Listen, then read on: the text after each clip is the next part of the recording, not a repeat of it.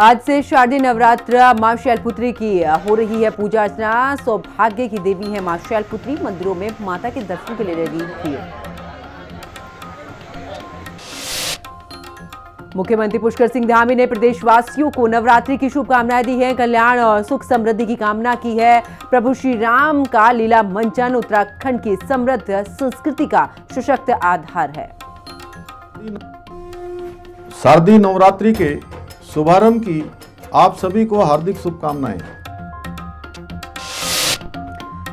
देहरादून में नवनिर्मित भगीरथ उद्यान का शुभारंभ। आज कार्यक्रम में सीएम धामी करेंगे शिरकत। राज्य भवन में होगा कार्यक्रम का आयोजन।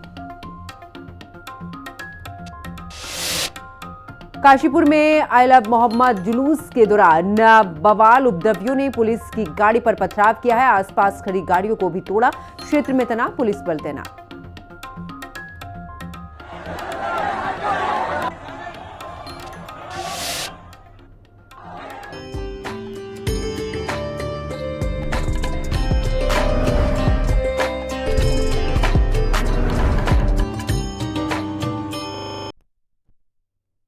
नमस्कार, हिंदी खबर देख रहे हैं आप। मैं हूं आपके साथ पंकज यादव। शुरुआत करते हैं जहां पर आज से शारदीय नवरात्र की शुरुआत हो चुकी है। मां शैलपुत्री की पूजा अर्चना मंदिरों में की जा रही है और मंदिरों में लगा है भक्तों का तांता। मंदिरों में जय माता दी की गूंज भी सुनाई दे रही है। तो बड़ी खबर आपको बता रहे हैं जहां पर देखिए आज से शारदीय नवरात्र की शुरुआत हो चुकी है और ऐसे में आपको बता दें कि मंदिरों को भी सजाया गया है। माता की आरती की गई है। आज क्योंकि पहला व्रत है, यानी कि प्रथम देवी मां शैलपुत्री की पूजा अर्चना मंदिरों में की जा रही है। भक्त बड़ी संख्या में मंदिरों में पहुंच रहे हैं और माता के दर्शन कर रहे हैं, पूजा अर्चना कर रहे हैं, क्योंकि आज से नवरात्रि की शुरुआत हो चुकी है। तो ऐसे में मां शैलपुत्री की आज पहले दिन पूजा की जाती है और मां शैलपुत्री को मनाने के लिए, उनकी पूजा अर्चना के लिए मंदिरों का रुख इस दौरान भक्त कर रहे हैं। और सुबह से ही देख रहे हैं कि मंदिरों में भक्तों का तांता लगा हुआ है। माता को मनाने के लिए, माता के को प्रसाद चढ़ाने के लिए पहुंच रहे हैं। और ऐसे में आपको बता दें कि मंदिरों में भी जो सुरक्षा व्यवस्था है वो भी चाक चौबंद की गई है। तो आज से शारदीय नवरात्र की शुरुआत है और ऐसे में आपको बता दें कि मां शैलपुत्री की पूजा अर्चना की जा रही है। साथ ही मंदिरों में लगा है भक्तों का तांता। तो आज से शारदीय नवरात्र शुरू हो चुके हैं। सीएम पुष्कर सिंह धामी ने भी प्रदेशवासियों को शुभकामनाएं दी हैं। कल्याण और सुख समृद्धि की कामना की है। राज्य में प्रभु राम का लीला मंचन किया जा रहा है। उत्तराखंड की समृद्ध संस्कृति का सशक्त आधार है। तो बड़ी खबर आपको बता रहे जहां पर आज मुख्यमंत्री पुष्कर सिंह धामी ने प्रदेशवासियों को नवरात्रि की शुभकामनाएं दी हैं। कल्याण और सुख समृद्धि की कामना उनकी तरफ से की गई है। राज्य में प्रभु राम का लीला मंचन किया जा रहा है और यही उत्तराखंड की समृद्ध संस्कृति का सशक्त आधार भी है। तो आज से शारदीय नवरात्रि की शुरुआत।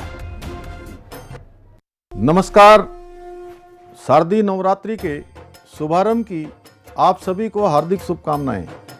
आदिशक्ति मां दुर्गा के 9 रूपों की आराधना का यह पावन पर्व हम सभी के जीवन में सुख समृद्धि, शांति और वैभव लेकर आए और सभी मनोकामनाएं पूर्ण करें, ऐसी मेरी मां दुर्गा और मर्यादा पुरुषोत्तम भगवान श्री राम से प्रार्थना है। साथियों, नवरात्र के इस शुभ अवसर पर हम सभी के आराध्य मर्यादा पुरुषोत्तम प्रभु श्री राम की लीला का मंचन भी प्रदेश भर में प्रारंभ हो रहा है। हम सभी को प्रभु श्री राम के अनुपम जीवन दर्शन, सदाचरण और आदर्शों को अपने जीवन में समाहित कर उत्तराखंड को एक श्रेष्ठ राज्य बनाने में अपना महत्वपूर्ण योगदान अवश्य देना चाहिए।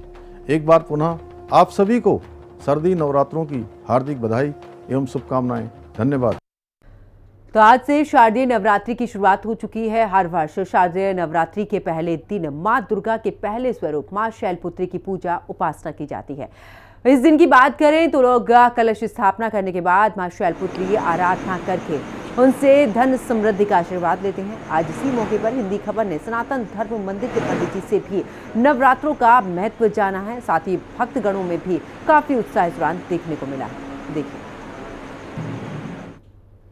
आज से शारदीय नवरात्रों की शुरुआत हो चुकी है। आज नवरात्र का पहला दिन है और आज मंदिरों को बहुत ही बेहतरीन ढंग से सजाया गया है। इस वक्त मेरी मौजूदगी सनातन धर्म मंदिर में है। सामने अगर आप तस्वीरों में देखेंगे तो आज माता रानी का किस तरीके से श्रृंगार किया गया है आप तस्वीरों में देख पा रहे होंगे, क्योंकि हर दिन मंदिरों में इसी तरीके से माता रानी का स्नान करा के उन्हें नए वस्त्र पहनाए जाते हैं और इसी तरीके से पूजा पाठ की जाती है। लेकिन क्योंकि नवरात्रों की शुरुआत हो चुकी है और आज पहला दिन है, किस तरीके से विशेष पूजा पाठ होती है 9 दिन और क्या कुछ महत्वता है नवरात्रों की, इसके लिए बातचीत करने के लिए हमारे साथ पंडित जी मौजूद हैं। पंडित जी, क्योंकि आज पहला दिन है, आज माँ शैलपुत्री की पूजा होती है, 9 दिन किस तरीके से विशेष पूजा पाठ होती है, क्या महत्वता है? महत्व नव दुर्गा का महत्व बहुत ही ज़्यादा है, क्योंकि जब तक सत्य का प्रादुर्भाव नहीं होता है तब तक कुछ जागृत नहीं होता है। अब भक्तों पर अनेक प्रकार के कष्ट आते रहते हैं और उन कष्टों का निवारण भगवान के आधार, मतलब भगवान का ही एक आधार है। लेकिन भगवान में भी जब सत्य है तभी वह प्राकट्य होकर के क्या करते हैं, भक्तों की रक्षा करते हैं। इसी तरह से साल में मुख्य तरह से 2 नवरात्र आते हैं, वैसे एक गुप्त नवरात्र आता है जिसको विशेष लोग ही पूजा करते हैं। और आज शारदीय नवरात्र का प्रारंभ प्रथम दिन और शैलपुत्री का प्रादुर्भाव।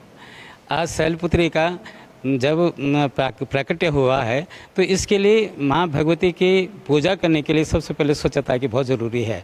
सबसे पहले मन को स्वच्छ करें, तन को स्वच्छ करें और आसन स्वच्छ करें और उसके बाद अपना कलश स्थापना करते हुए माँ भगवती का पूजा। यह विधान घर के लिए है। यह मंदिर, यह हमारा जो सनातन धर्म मंदिर है उत्तराखंड की राजधानी देहरादून में स्थित, उसके मध्य में नेहरू कॉलोनी के में सनातन धर्म मंदिर है और यह बहुत भव्य मंदिर है। यहाँ पर आकर के जो लोग भी यहाँ पर आते हैं तो उनकी मनोकामना पूर्ण होती है। मैम, कितना आप मानती हैं माता रानी को और कितना महत्व है आपके जीवन में माता रानी? माता रानी का तो हम सभी के जीवन में बहुत महत्व है। माता से ही जीवन की शुरुआत है और माता शक्ति का स्वरूप है।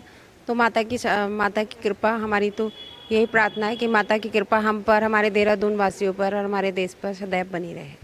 आप कैसे देखते हैं 9 दिन, क्योंकि सब इंतज़ार करते हैं साल में 2 बार, अब क्योंकि आज से शुरुआत हो गई है, कितना मानते हैं माता रानी? हमारा देश जो है विभिन्न समय पर विभिन्न त्योहारों को मनाता है जो हमारे आध्यात्मिक और हमारे शारीरिक सुख के लिए होते हैं। उन्हीं में से नवरात्रि एक महत्वपूर्ण वो हैं जिनको हम खुशी से मनाते हैं। माता रानी की पूजा करते हैं, व्रत रखते हैं और 9 दिन जैसे गुजरात में गरबा और अपनी अलग अलग जगह हम लोग इसको सेलिब्रेट करते हैं। तो ये जो त्यौहार हैं ये खुशी से मनाइए और सभी देहरादून वासियों, उत्तराखंड वासियों को आज के त्यौहार की शुभकामनाएँ। जी, माता रानी में मेरा पूर्ण विश्वास है। माता रानी से मतलब बड़ा आप किसको मान सकते हैं? माता जन्म देने वाली है, माता ही जननी है, माता ही शक्ति है। सो माता से बड़ा तो इस दुनिया में कोई है ही नहीं। एंड अगर हम नवरात्रों की बात करें तो आज पहला दिन है नवरात्रों का। और अगर हम देखें तो लास्ट वीक हमने देहरादून फ्लड्स का भी वो किया था, अभी हमने देखा था, हमने पीड़ित हैं हम एक तरह से उसके। सो अगर हम आज की मॉर्निंग को देखें तो हर जगह पॉजिटिविटी है। राजधानी देहरादून की जो मंदिर है वहाँ पर इसी तरीके की तस्वीरें जो हैं वो देखने को मिल रही हैं। देहरादून से कैमरा पर्सन विजेंद्र रतूड़ी के साथ मैं शुभांगी भट्ट, हिंदी खबर। और चलिए आगे बात करते, जहां पर मां भगवती के 9 रूपों की आराधना का पर्व नवरात्र पर मां के दरबार में भक्तों का तांता लगना अब शुरू हो गया है।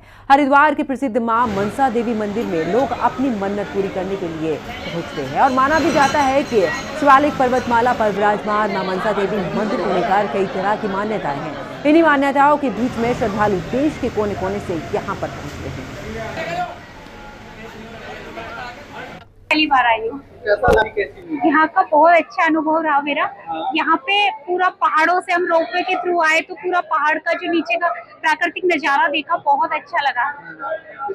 मतलब हमें फटाफट रोपवे की टिकट मिल गई, हमारे दर्शन भी हो गए, हमारा टाइम भी नहीं लगा। कि ऐसा सुना है हमने कि अगर जो मन्नत मांगते हैं उनकी मन्नत पूरी होती है। हमने मन्नत मांगी है, देखते हमारी पूरी होती है नहीं। बहुत बढ़िया लग रहा है, माँ बहुत अच्छा है। माँ के दर्शन बड़े प्यार से हो रहे हैं, बहुत भीड़ भी नहीं है, दर्शन भी बड़े अच्छे हुए हैं। बहुत अच्छी, पहले से बहुत अच्छी व्यवस्था हो गई है। अब भीड़ भाड़ भी नहीं है कि पहले जैसा सुनने में आता था बहुत भीड़ है मनसा देवी मंदिर में, ऐसा कुछ भी नहीं है। बहुत ही अच्छा लग रहा है। तो क्या माँ पे पहली बार आए हैं या पहले भी नहीं, आते रहते हैं पर आज बहुत दिनों बाद आए हैं। माता से मांगा है, माँ मुराद भी पूरी करती है, ऐसा नहीं है। माँ भगवती मनसा माता जैसा नाम है भगवती का, मनसा देवी माँ, वैसे ही सभी भक्तों की मनसा पूर्ण करने के लिए विश्व विख्यात है। सभी भक्त अपनी मनोकामना के लिए पूर्ति के लिए माँ के चरणों में अर्जी लगाते हैं और माँ उनकी मनोकामनाओं को पूरी करती है। माँ नवरात्रे में एक अलग भगवती का भाव रहता है। सभी भक्त जो भी माँ के दरबार में आते हैं, सामान्य दिनों में तो वह खा पी कर भी आ जाते हैं मनसा देव दर्शन करने, लेकिन नवरात्रि के दिनों में सभी भक्तजन अपने व्रत हुए होते हैं और माँ के दरबार में नंगे पैर बिगड़ चप्पल पहने हुए दौड़े दौड़े चले आते हैं। और चलिए रुक करते इस वक्त की बड़ी खबर का देहरादून से बड़ी खबर, जहां पर नवनिर्मित भगीरथ उद्यान का शुभारंभ कार्यक्रम में सीएम पुष्कर सिंह धामी हिस्सा लेंगे। मुख्य अतिथि के तौर पर सीएम धामी करेंगे शिरकत। 12 बजे राजभवन में होगा कार्यक्रम का आयोजन। तो इस वक्त की बड़ी खबर आपको बता रहे, जहां पर शुभारंभ कार्यक्रम में सीएम पुष्कर सिंह धामी भी पहुंचेंगे। मुख्य अतिथि के तौर पर सीएम धामी इस कार्यक्रम में शिरकत करेंगे। 12 बजे राजभवन में यह कार्यक्रम होगा और कार्यक्रम का आयोजन भी यहां पर होगा। तो आपको बता दें कि शुभारंभ कार्यक्रम में पहुंचेंगे सीएम पुष्कर सिंह धामी। और रुक करते हैं इस वक्त की बड़ी खबर का देहरादून से ही अगली बड़ी खबर, जहां पर 13 जगहों पर धरना प्रदर्शन पर रोक। आपको बता दें कि बीएनएसएस की धारा 163 लागू की गई है। एक जगह पर 5 से ज्यादा लोग नहीं होंगे एकत्रित। बेरोजगार संघ का पेपर लीक का आरोप। आज बेरोजगार संघ का बड़ा आंदोलन। बिना लिखित अनुमति के किसी भी प्रकार के लाउडस्पीकर, डीजे या फिर ध्वनि विस्तारक यंत्रों का प्रयोग पूरे तरीके से प्रतिबंधित रहेगा। इतना ही नहीं, किसी भी तरीके के हथियार, लाठी डंडे, औजार या फिर अन्य आपत्तिजनक सामग्री लेकर चलना पूरे तरीके से वर्जित रहेगा। तो बड़ी खबर आपको बता रहे, जहां पर बेरोजगार संघ का पेपर लीक का ये पूरा मामला। और ज्यादा जानकारी के लिए हमारे सहयोगी दीपिका हमारे साथ में लाइव जुड़ चुकी हैं। दीपिका, अगर बात करें, क्योंकि पूरे तरीके से प्रतिबंध है, ऐसे में अगर बीएनएस की धारा की बात करें तो 163 लागू की गई है। जी बिल्कुल, देखिए कल यहाँ पर देखिए यूपी डुप्लेसी के द्वारा वीडियो पटवारी का जो पेपर है वो आयोजित किया गया था। 400 से अधिक सेंटर जो है वो यहाँ बनाए गए थे। ऐसे में 11 बजे पेपर शुरू होता है और 11:35 पर वो पेपर जो है बाहर आ जाता है, बेरोजगार संघ के पास आ जाता है। सबसे बड़ा सवाल ये है कि जब परीक्षा शुरू हो गई है तो अंदर से पेपर कैसे बाहर आया, जब वहाँ फोन अलाउड नहीं है, वहाँ जैमर लगाया गया है केंद्रों में, तो आखिरकार पेपर कैसे बाहर आया, कैसे बाहर आउट हो गया। 3 पन्ने जो है वो आउट हुए हैं। वही देहरादून एसएसपी और जो यूपी डुप्लेसी के चेयरमैन, उन्होंने प्रेस कॉन्फ्रेंस करके ये कहा है कि पेपर लीक नहीं हुआ है, बल्कि सिर्फ 3 पन्ने जो है वो परीक्षा अभ्यर्थी के द्वारा फोटो खींचकर बाहर भेजे गए हैं। ये जांच कर रहे हैं कि आखिरकार वहां जैमर को क्या हो गया था, उसने काम क्यों नहीं किया और किसने ये पेपर जो लीक बाहर जो है उसे आउट किया है। इसी को लेकर के बेरोजगार संघ ने बड़ा आंदोलन का जो चेतावनी और सरकार को कल दी थी कि बेरोजगारों के साथ ये खिलवाड़ जो है वो नहीं होने दिया जाएगा। बच्चे बड़ी मेहनत से इसकी तैयारी करते हैं, कोचिंग लेते हैं, किराए के कमरों में रहते हैं, उसके बाद पेपर लीक हो जाता है, तो कहीं ना कहीं ये युवाओं के साथ गलत है।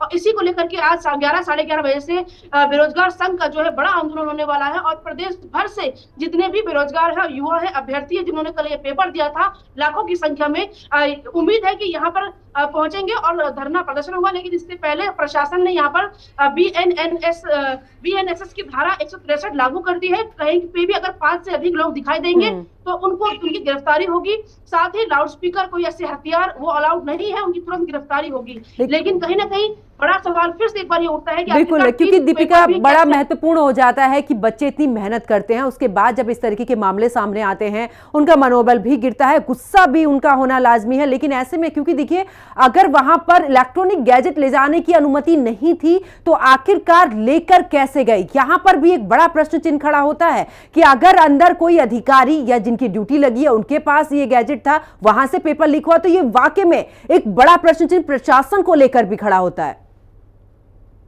जी बिल्कुल, देखिए बेरोजगारों में गुस्सा इसी बात का है कि आखिरकार इतनी पहरेदारी के बाद, इतनी चेकिंग के बाद और जैमर लगा होने के बावजूद फोन से जो व्हाट्सएप में फोटो है वो कैसे भेजी गई। देखिए इसमें जो खुलासा हुआ है एसएसपी ने किया है, उसमें इस बात सामने आई कि जो खालिद नाम का एक व्यक्ति है, लड़का युवक है, उसका पेपर था अंदर और उसने अपनी एक फ्रेंड है असिस्टेंट प्रोफेसर, उसको व्हाट्सएप किए पेपर कि मेरी बहन का पेपर है, आप उसको सॉल्व करने में मदद कीजिए। लेकिन जब वो महिला, जो वो असिस्टेंट प्रोफेसर है, वो देखती है कि पेपर के नीचे OMR सीट है जिसमें हम आंसर भरते हैं, तब उसे शक हुआ और उसने पुलिस को जो इसकी जानकारी देनी चाहिए। लेकिन बेरोजगार संघ के जो पूर्व अध्यक्ष है बॉबी पवार, उसने उनको रोका और कहा कि आप हमें उपलब्ध कराइए, हम इसे सोशल मीडिया में डालेंगे और सरकार को जो है कहेंगे कि इस पेपर को रद्द किया जाए क्योंकि ये लीक हो गया है, दोबारा से को किया जाए। इसमें असिस्टेंट प्रोफेसर की जो भूमिका है वो भी संदिग्ध है। आखिरकार उसे कैसे नहीं पता था कि आज यूपीपीएससी का इतना बड़ा पेपर होने जा रहा है, और उसने वो पेपर सॉल्व करके दोबारा उसी व्हाट्सएप नंबर पे भेजा। और जो खालिद है वो अभी लापता है, उसका फोन स्विच ऑफ है। पुलिस की जानकारी जुटा रही है कि आखिरकार वो कहाँ गायब हो गया है, वो फोन अंदर कैसे ले गया, क्या कोई जो कर्मचारी अंदर तैनात था, चाहे वो शिक्षक हो, चाहे वो यूपीपीएससी का कोई कर्मचारी हो या पुलिस कर्मचारी हो, क्या उसने वो फोन उसको जाकर अंदर दिया, और अगर दिया तो उसने फोटो कैसे खींच ली, क्या वहां पे कोई ड्यूटी पर तैनात नहीं था परीक्षा केंद्र के अंदर। तो मिली भगत बड़ी नजर आ रही है। बेरोजगार संघ का साफ तौर पर यह आरोप है कि इसमें कोई ना कोई सरकारी कर्मचारी परीक्षा केंद्र के अंदर का जो है वो इससे मिला हुआ है, जिसने उसको फोन दिया, फोटो खींचने की अनुमति दी और उसके बाद फोन को जो है हो सकता है वापस ले लिया हो, स्विच ऑफ कर दिया हो। लेकिन इसमें बॉबी पवार जो पूर्व अध्यक्ष है वो भी संदिग्ध है, क्योंकि उन्होंने पुलिस में के पास जाने से असिस्टेंट प्रोफेसर को रोका और उन चैट्स को वायरल कर दिया। अगर वो समय पर पुलिस को इसकी सूचना दे देते तो हो सकता है कि जो युवक परीक्षा केंद्र के अंदर पेपर दे रहा है उसे पुलिस गिरफ्तार कर लेती। बिल्कुल, बहुत बहुत शुक्रिया दीपिका, हमारे साथ जुड़ने की तमाम जानकारी साझा करने के लिए। बात करते हैं उत्तराखंड में बेरोजगार संघ के UKSSC के स्नातक स्तरीय परीक्षा का पेपर लीक होने के आरोप से बवाल मच गया है।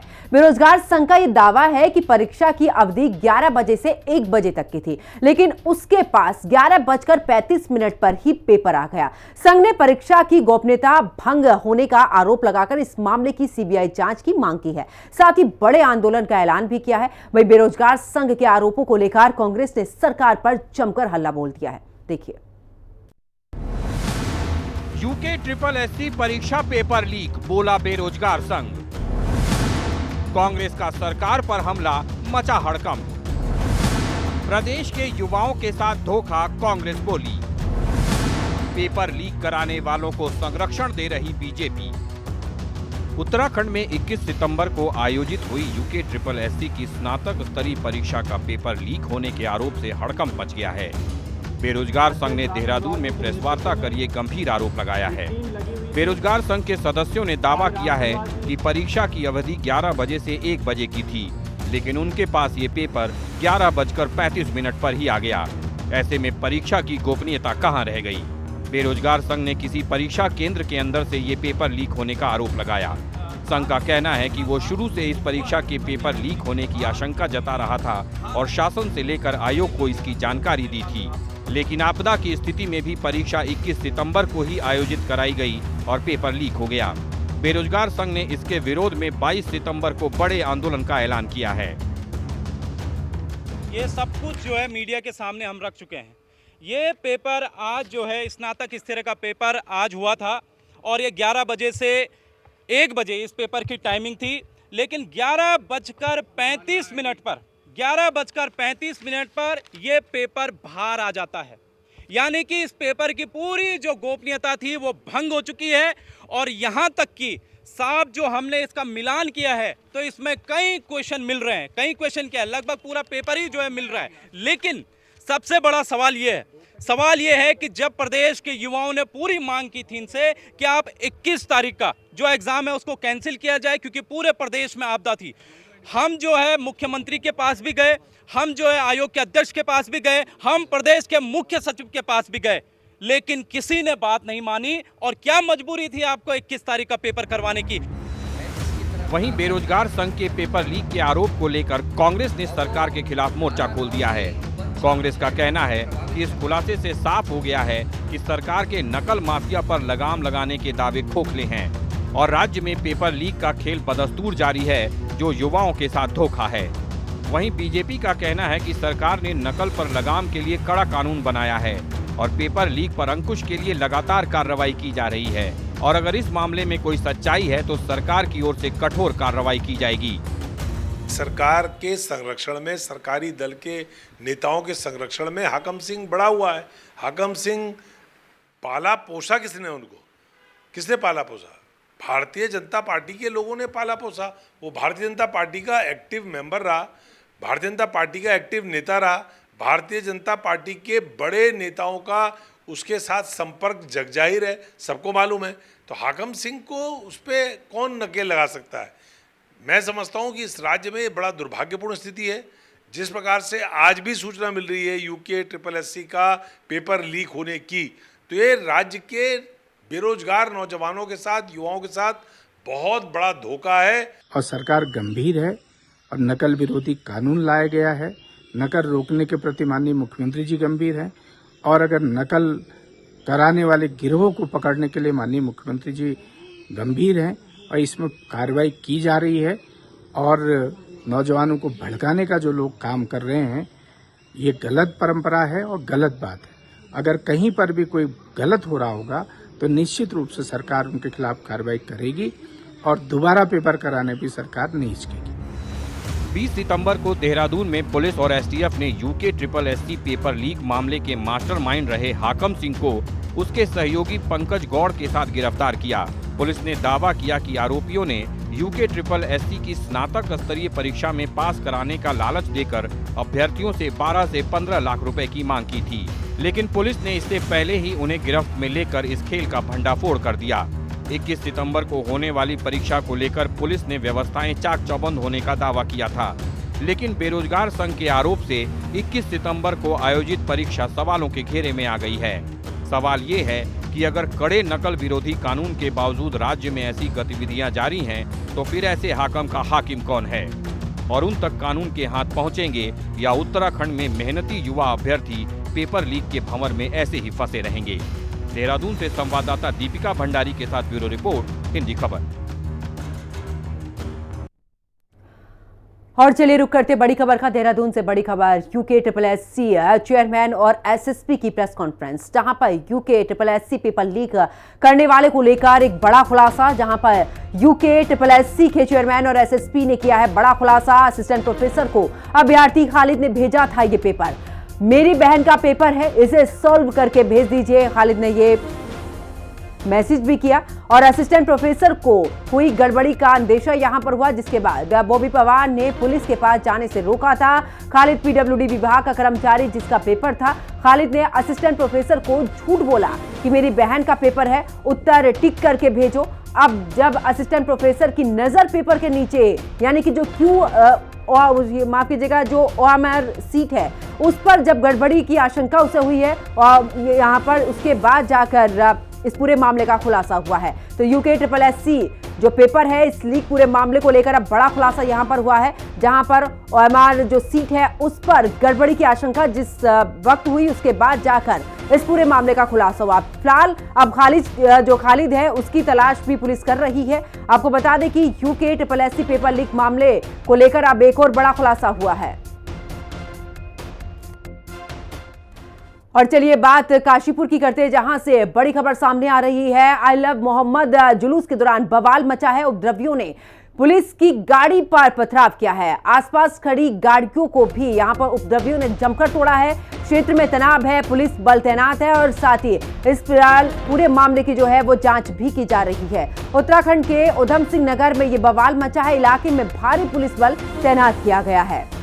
तो कुल मिलाकर जिस तरीके से ये जुलूस निकाला गया और उसके बाद यहां पर पथराव हुआ है, गाड़ियों को तोड़ दिया गया है, पूरे तरीके से बवाल यहां पर मचता हुआ नजर आया। फिलहाल अब वहां पर बड़ी संख्या में पुलिस बल को तैनात किया गया है ताकि माहौल अब आगे और भी खराब ना हो सके। देखिए, आज रात 8 बजे नदी मातर नामक व्यक्ति के द्वारा अपने कुछ साथियों के द्वारा किसी बारी प्रदेश में घटना के संदर्भ में युवाओं को गुमराह करके एक कार्यक्रम रखा गया था, जिसकी इसके द्वारा पुलिस को न सूचना दी गई, न किसी तरह की कोई अनुमति ली गई थी और यहाँ शांति व्यवस्था को प्रभावित करने का प्रयास किया गया। जनता के द्वारा जब इसकी सूचना मिली तो पुलिस बल तत्काल मौके पर पहुंचा। हम सभी लोग यहाँ मौके पर पहुंचे, स्थिति को नियंत्रण में लिया गया। अभी शांति व्यवस्था बनी हुई है। जो लोग भी इसके बहकाव में आकर के या स्वयं द्वारा इसके जो यहाँ शांति व्यवस्था को चुनौती देने का प्रयास किया गया, आइडेंटिफाई कर रहे हैं। कुछ लोगों के द्वारा यहाँ पे को आइडेंटिफाई किया गया, जिनके वहाँ हमारी टीमें दलील दे रही हैं और लोगों को भी आइडेंटिफाई कर रहे हैं। जो लोग भी इस घटना में सम्मिलित होंगे, जिन्होंने कि यहाँ पे शांति व्यवस्था बिगाड़ने का प्रयास किया, अराजकता फैलाने का प्रयास किया, इनके विरुद्ध हमारे द्वारा वैधानिक कार्रवाई अमल में लाई जाएगी।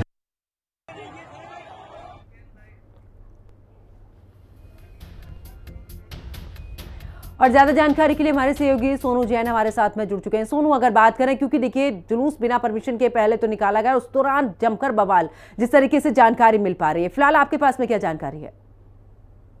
देखिए, बताया जाए जैसे कि रात जो है बिना परमिशन के जुलूस निकालने की जैसी जानकारी पुलिस प्रशासन को मिली, तो उन्होंने मौके पर आकर ही जुलूस को रोकने के लिए जो है उनसे विनती की कि आप बिना परमिशन के जुलूस नहीं निकालेंगे। मगर एक नेता के द्वारा जो जनता को भड़काया गया, उसके द्वारा जो ये इतना भीषण हादसा होते होते बचा, पुलिस की या प्रशासन की अगर हम कहें, तो उनकी जो है सूझबूझ के द्वारा ये हादसा होता हुआ देखा कि एकदम ही लोगों ने पुलिस की गाड़ियों पर भी पथराव किया, उन पुलिस पर भी पथराव किया। और मौके पर जब पुलिस ने जब माहौल बिगड़ता देखा, तो उन्होंने भारी पुलिस बल को बुलाकर वो सारी स्थिति को सामान्य किया। और एक जो नारा जो तख्तियां लोगों के हाथ में थी, आई लव मोहब्बत का जो ये बैनर तले जो नारे लग रहे थे, तो उसको रोकने के लिए पुलिस प्रशासन ने इनको निवेदन भी किया था कि आप बिना परमिशन के कोई भी ऐसा जुलूस नहीं निकालेंगे। और इसी से जो है वो गुस्सा होकर उन्होंने ये पुलिस को ऊपर पथराव भी किया। और आज की अगर स्थिति की कही जाए, तो आज पुलिस प्रशासन आसपास की सारी चौकियों की पुलिस, थानों की पुलिस काशीपुर में थाना साबिक में तैनात है और शांति व्यवस्था की पूरी जो है उन्होंने फ्लैग मार्च करके जो है शांति व्यवस्था बनाने की पूरी कोशिश की जा रही है। और वो लोग जिन्होंने इस जुलूस में पुलिस के ऊपर पथराव किया, उनको चिन्हित कर उन पर वैधानिक कार्रवाई अमल में लाई जा रही है। जी बिल्कुल, क्योंकि सोनू देखिए जिस तरीके से जुलूस को लेकर पहले तो परमिशन नहीं ली गई, लेकिन जिस तरीके से जानकारी भी मिल रही है कि पहले परमिशन नहीं, उसके बाद पूरे तरीके से वहां पर बवाल मचा है, गाड़ियां तोड़ दी गई हैं, एक दूसरे पर जमकर पत्थरबाजी यहां पर भी की गई है। तो फिलहाल कितने नामदर्ज अभी तक इसमें जो एफआईआर दर्ज की गई है उसमें कितने नामदर्ज ऐसे हैं जिनके नाम शामिल है और किन किन की और भी तलाश अभी पुलिस कर रही है? अभी तो सिर्फ पुलिस जो है वो अभी जो चिन्हित करे उनको लोगों को चिन्हित कर रही है और अभी एफआईआर तो किसी के खिलाफ अभी हुई है और पुलिस लोगों को जांच पड़ताल कर रही है जिन्होंने पुलिस की गाड़ी पे पथराव भी किया। तो लगातार जो है इस एरिया में बीट जो है लगातार चेकिंग कर रही है, लगातार उनको चिन्हित की जा रही है, सोशल मीडिया के माध्यम से उन लोगों को चिन्हित किया जा रहा है जिनके फोटो पुलिस पे की गाड़ियों पर पथराव करते हुए पुलिस पे पथराव करते हुए। बिल्कुल सोनू, बहुत बहुत शुक्रिया हमारे साथ जुड़ने के लिए, तमाम जानकारी साझा करने के लिए। और इस बुलेटिन में फिलहाल इतना ही। आप देखते रहिए हिंदी खबर। नमस्कार।